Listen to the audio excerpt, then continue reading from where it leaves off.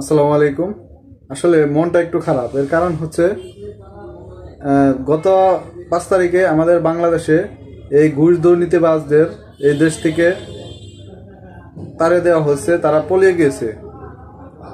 তো এরপরেও দেখা যাচ্ছে, আমি গতকালকে গিয়েছিলাম আসলে নামজারি করতে, ভাবলাম যে এখনো তো দুর্নীতিবাজ আমাদের হয়তো মির্জাপুরে নাই, সারা বাংলাদেশে ঘুষ দুর্নীতিবাজদের মোটামুটি একটা ডিম থেরাপির মতো দেওয়া হচ্ছে। তো গতকালকে ভূমি অফিসে গেলাম নামজারি করার জন্য, ভাবলাম যে এখন তো মোটামুটি তাদের ভয়, যারা দুর্নীতি করে তাদের মনে একটু ভয় আছে।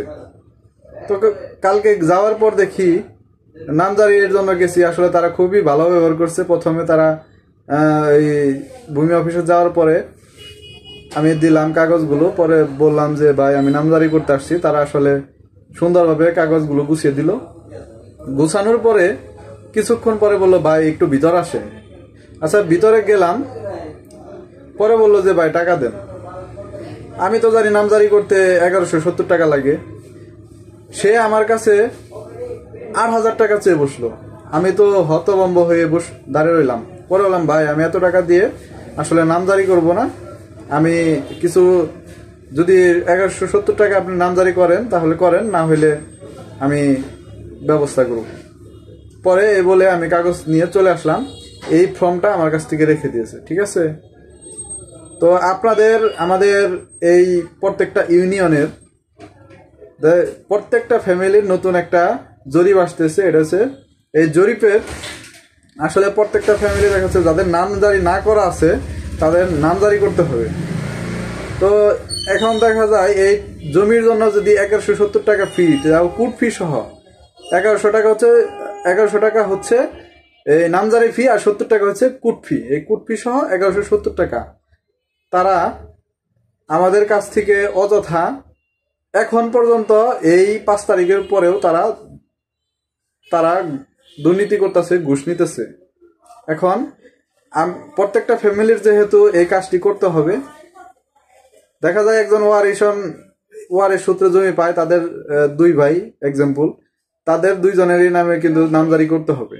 যদি নামজারি করতে যান, যদি আলাদা আলাদা করেন তাহলে 8,000 টাকা করে যদি নাই 16,000 টাকা। আমার জানার মধ্যে তারা অনেক বেশি নাই, 20,000 টাকাও পর্যন্ত নাই। তো আসলে এরপরেও এই বর্তমানে এই পরিস্থিতিতেও তারা ঘুষ চাইতে তাদের অন্তরে একটু কাঁপে নেয়। তো আমরা ভাবলাম আপনারা যারা এই নামজারির জন্য 1100 টাকায় নামজারি করতে চান, তারা ঘুষ না দিতে চান, যারা প্রতিবাদ করতে চান, তারা এই যে আমি একটা ভিডিও আপলোড করব সামনে, এই ভিডিওতে গ্রুপের একটা লিঙ্ক দেওয়া থাকবে। এই লিঙ্কে ক্লিক করে আপনারা সবাই গ্রুপে জয়েন করবেন, এবং আমরা এই যারা ঘুষ দুর্নীতিতে আছে আমাদের মির্জাপুর এবং সখীপুর থানায়, তাদেরকে প্রতিহত করা হবে। এখনো তাদেরকে সতর্ক করা হয়েছে, বারবার সতর্ক করার পরেও তারা ঘুষ নিতেছে। আমরা দেখতে চাই তারা কিভাবে তারা এখন পর্যন্ত ঘুষ নেয়, এই ঘুষটা কোন কোন পর্যায়ে কারা কারা ঘুষ নেয়। 8,000 টাকা যে খায় তারা তো অবশ্যই একা খায় না, কে কে খায় এটা আমরা দেখতে চাই।